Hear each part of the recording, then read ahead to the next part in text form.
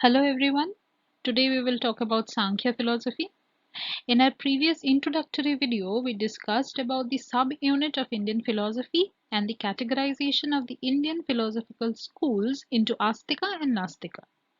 If you have missed it, click on the card at the top right corner to watch that video before you start with this one. It will give you a detailed description of the Indian schools of philosophy, and you will come to know about what should you study in context of NTA UGC NET paper 2 examination in education from the subunit of Indian philosophy. In this video, we will talk about Sankhya philosophy, which comes under the Astic schools of Indian philosophy. If you like this video, please show us your appreciation by giving us a thumbs up and kindly subscribe to the channel if you have not done it already. Let us get a quick introduction to Sankhya philosophy. The word Sankhya means numbers in Sanskrit. Therefore, we can safely assume that Sankhya as a philosophical concept talks about knowledge which is valid, scientific, and practical. Maybe this is why Sankhya philosophy doesn't talk about God. Sankhya philosophy believes in Parinamvad, which comes under the concept of Satkaryavad. You can find a detailed video on the concept of Satkaryavad by clicking on the card displayed at the top corner of your screen. Sankhya philosophy is mostly theoretical in nature, which means that this philosophy doesn't give us rules and regulations to be followed in order to gain knowledge. A more practical version of Sankhya philosophy is believed to be yoga philosophy. About yoga philosophy, we will discuss in our next video. Now let us look at some of the important elements under Sankhya philosophy. First comes Purush, then we have Prakriti, then we discuss about the gunas, that is Sattva, Rajas and Tamas. Then we have the sub-elements of evolution, which is Mahat and Ahankar. And finally, we have the Indriyas of cognition, the Indriyas of actions, the Tanmatras and Panch Mahabhutas. The Purush and Prakriti are the primary elements of Sankhya philosophy. The gunas are the qualities and the characteristics of the Prakriti. The sub-elements of evolution, which is Mahat and Ahankar, they emerge from the interaction of Purush with Prakriti, and this results in the formation of the Indriyas of cognition, the Indriyas of actions, the Tanmatras and the Panch Mahabhuts. What is Prakriti?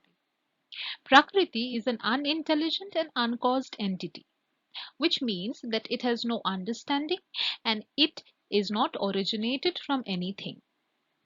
It is unconscious of principles, which makes it eternal and all-pervading. When we say all-pervading, we mean that Prakriti as an element is present in everything in this world. It is always ready to produce the worlds of object. Prakriti is the first and the ultimate cause of everything in the world. But Prakriti itself doesn't have any cause. And just like we discussed earlier, Prakriti is made of three gunas, that is Sattva, Rajas and Tamas. We will discuss about Sattva, Rajas and Tamas now. So the first gun that we will be discussing is Sattva. Sattva is associated with everything that is good and pleasant. It is bright and illuminating, and it can be considered as the source of all positive energy. Then we have Rajas. Rajas causes activity. It doesn't have any particular quality of its own other than the fact that it is always in motion and it keeps other things moving. So Rajas is based on the principle of activity. And finally, we have Tamas. Tamas is associated with everything that is bad and unpleasant. It is very heavy and it obstructs the manifestation of objects, which means that it does not let any kind of activity happen. It is usually referred to as the exact opposite of Sattva, and tamas is based on the principle of negativity and passivity. Here, there are two things which is very important for us to understand. The first is the fact that the unity of the gunas, they lead to equilibrium, and this is called as samyavastha. And the next is that when gunas are not in order, they cause evolution. And by evolution, we mean the evolution of the world of objects, the evolution of the world that we see around us. So this evolution occurs when the gunas are not in order, means they are not in order with each other.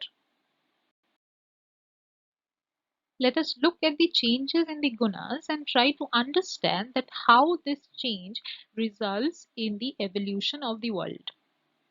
So the first and the foremost thing to remember here is that gunas are always changing. And this change can either be homogeneous or it can be heterogeneous. By homogeneous change, we mean that the gunas, that is sattva, rajas and tamas, they change into themselves. For example, sattva changes into sattva, rajas changes into rajas, and tamas changes into tamas. So this occurrence of change, when the gunas change into each of themselves, it is known as sarupa parinam, and it results into nothing. It results into equilibrium. But the next kind of change, that is heterogeneous. This is when the gunas change into each other. That is, sattva changes into, for example, either rajas or tamas. Rajas changes into either sattva or tamas, and tamas can change into either sattva or rajas. In this situation, we get virupa parinam, and this leads to evolution. So when the sattva is greater, when the quantity of sattva is greater, it leads to swarg. Means everything is good and it leads to swarg, which we also called as paradise. But when the quantity of tamas is greater, it causes everything to become bad. And this occurrence is referred to as narak, which we also call as hell. And finally, this narak leads to excessive amount of destruction. And because of this destruction, everything comes to an end. And finally, from there, evolution starts again. This is one very important concept because questions have been asked about this in our UGC NET examination. Purush is the second entity of reality according to Sankhya philosophy. It is also referred to as the absolute self or the self. The self exists because it is self-manifested and its non-existence cannot be proved in any way. Therefore, it means that Sankhya philosophy believes in the existence of Purusha because there is no evidence which can prove that the Purusha does not exist. The self is a conscious spirit which is always the subject of knowledge and can never become the object of knowledge. So therefore, Purusha is the entity which always gives us knowledge and it can never take knowledge from us. That is why Purusha is also referred to as pure consciousness or pure knowledge. Like you can see over here, in this statement, it says the idea of individual self can keep changing, but consciousness is constant.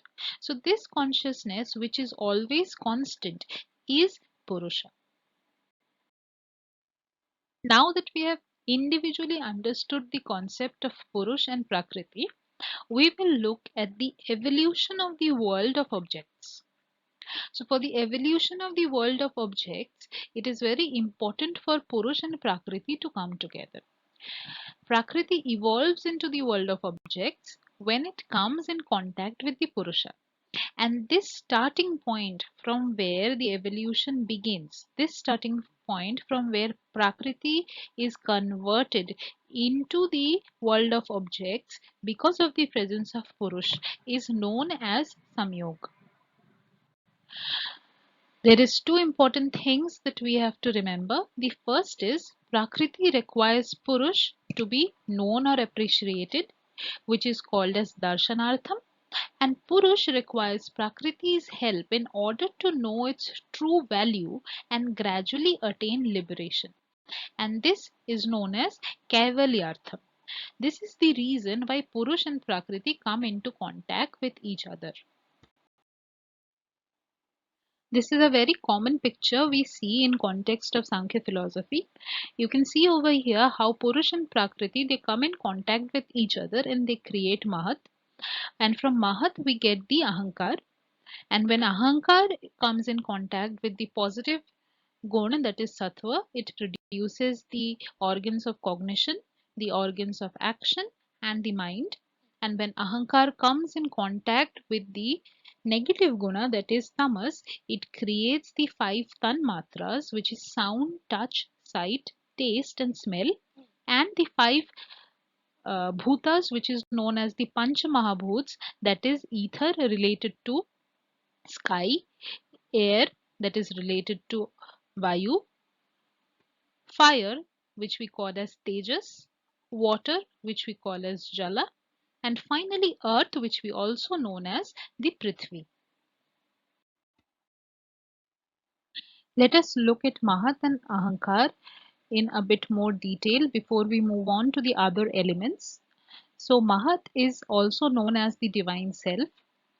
It is the first element of evolution, which means that when Purush and Prakriti comes into contact with each other, Mahat is the first being that is produced. Mahat gains its principle of consciousness directly from the Purusha.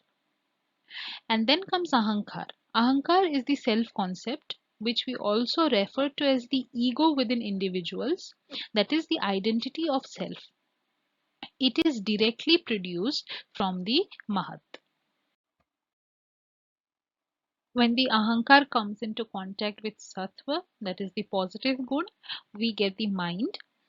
The mind is an organ which is both related to action and related to cognition, because using mind we can control our actions as well as we can control our understanding.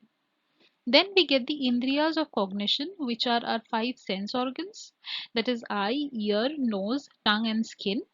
And finally we get the indriyas of action, that is our motor organs like our mouth, hands, feet, reproductory organs, and excretory organs. Ultimately, the elements we get when Ahankar comes into contact with Tamas are the five Tanmatras, which is sound, touch, sight, taste, and smell, and the Panch Mahabhuts, that is ether, air, fire, water, and earth. This is everything that we had to discuss in this video. In our next video, we will be talking about the epistemology and doctrine of liberation of Sankhya philosophy. Please like, share, and subscribe, and leave your comments to let us know your appreciation and opinion.